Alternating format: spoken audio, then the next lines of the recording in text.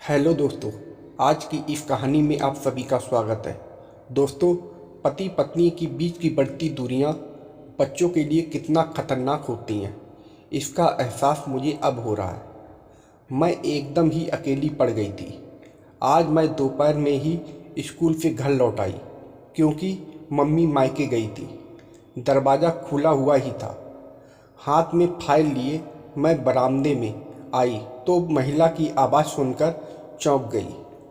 अगले पल ही मैं सोच में पड़ गई। मम्मी मायके सुबह ही चली गई।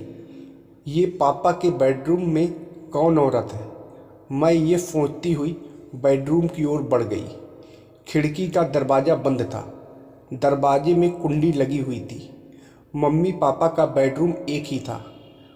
मुझे ज़्यादा सोचना नहीं पड़ा कि अंदर का नज़ारा कैसे देखूं। दरवाजे के उस छोटे से छेद से होकर एक आंख बंद कर दूसरी आंख से मैं अंदर झांकने लगी। कमरे में पापा थे और वह महिला जिसे मैं कुछ कुछ पहचानती थी, नाइटी गाउन में थी। वह पापा के साथ एक दो बार घर पर आ चुकी थी। मैंने दिमाग पर जोर दिया तो उसका नाम भी याद हो आया। उसका नाम सीमा था। सीमा यही कोई 22-23 की छचरी देह वाली खूबसूरत महिला थी। वह मम्मी से अधिक सुंदर भी नहीं थी तो क्रूप भी नहीं थी। मैं हैरान थी। जिस पर पापा को मम्मी पसंद नहीं करती हैं, उस पापा को उससे कम उम्र वाली युवती पसंद करती है। ये ईश्वर की कैसी लीला है। इतने में ही सीमा ने नाइट गाउन उतार कर एक तरफ रख दिया। मेरे तो पैरों तले जमीन ही निकल गई। मैं यह सब देखकर हैरान हो रही थी। कमाल है, बातचीत से इतनी सभ्य और सौम्य दिखने वाली सीमा कितनी चालू है। मेरी माँ भी तो सीमा की तरह ही सौम्य और सीधी सादी लगती हैं, लेकिन इस मामले में कितनी फातिन है। मैं तो एक फातिन स्त्री पुरुष की संतान हूँ। मेरा भविष्य कैसा होगा? तभी सीमा ने पापा की दाईं पैर पर कसकर चिकोटी काट दी, लेकिन वह जरा सा भी गुस्सा नहीं हुए, बल्कि उसे और प्यार से अपनी गोद में बैठा लिया। मुझे आज भी याद था, एक बार मैंने पापा को गुदगुदी कर दी थी तो उन्होंने मेरे गाल पर एक थप्पड़ जड़ दिया था। मुझे बदतमीजी पसंद नहीं है। मैं गाल फैलाते ही रह गई थी और आज पापा सीमा की बदतमीजियों पर कोई ध्यान ना दे रहे थे। मैं अगले पल ही बुदबुदा पड़ी। क्या व्यक्ति ऐसे नाजुक क्षणों में इतना संवेदनपूर्ण और शून्य पड़ जाता है कि दांतों और नाखूनों के बार को भी महसूस नहीं कर पाता है? यहीं से मेरे मन के किसी कोने में इस चीज़ को भोगने की इच्छा ने करवट लेनी शुरू कर दी। मैं इस चीज़ की अलौकिक और आश्चर्यजनक पहलू को पकड़ने की कोशिश करने लगी, पीछे चली गई। इसी बीच पापा ने सीमा को घूरते हुए कहा, तुम सचमुच ही मुझे बहुत ही आनंद देती हो। मेरी पत्नी तो मुझे पसंद ही नहीं करती है। वह कहती है कि तुम 3-3 दिन तक दाढ़ी ही नहीं बनाते हो। तुमसे बात कौन करेगा? तुम्हारी दाढ़ी कांटों की तरह मेरे गालों पर चुभती है। सीमा, दाढ़ी तो मेरी आज भी बड़ी हुई है। क्या तुम भी मेरी दाढ़ी से परहेज करती हो? पापा के यह कहते ही सीमा हंसने लगी। डार्लिंग, तुम्हारी पत्नी औरत है या कोई मोम की गुड़िया? भला पुरुष की दाढ़ी की चुभन भी कहीं स्त्री को पीड़ा पहुंचाती है? स्त्री को पीड़ा तो तब पहुंचती है जब पुरुष बीच में ही साथ छोड़ जाता है। क्या तुम्हें नहीं पता इसमें नोच खरोच का कितना महत्व है? दाढ़ी नोच खरोच का ही तो काम करती है। ईश्वर ने कुछ सोच समझ कर ही पुरुष को दाढ़ी दी है। सच तो यह है कि मैं तुम्हें तुम्हारी दाढ़ी से ही पसंद करती हूँ। यह कहते कहते सीमा ने पापा को बाहों में समेट लिया।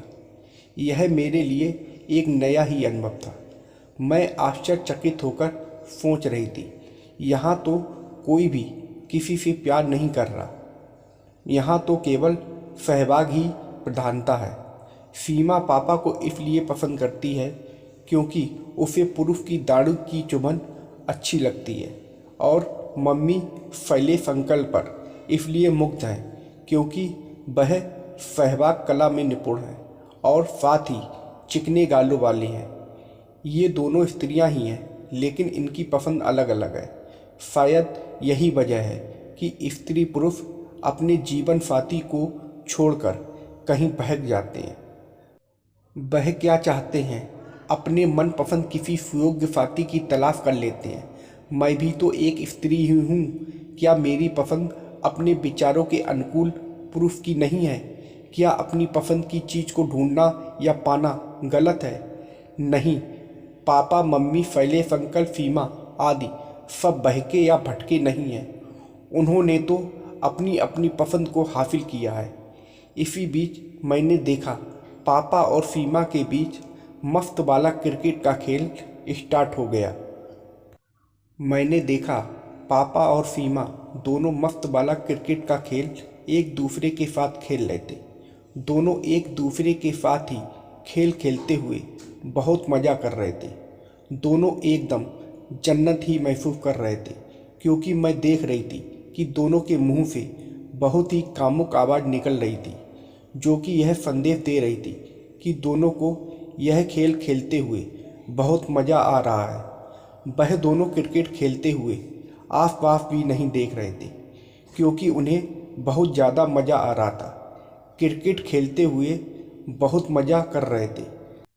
लगातार 1 घंटे तक पापा सीमा के साथ क्रिकेट खेलने के बाद थक गए, और जब वह दोनों थक गए तो वह आराम करने लगे।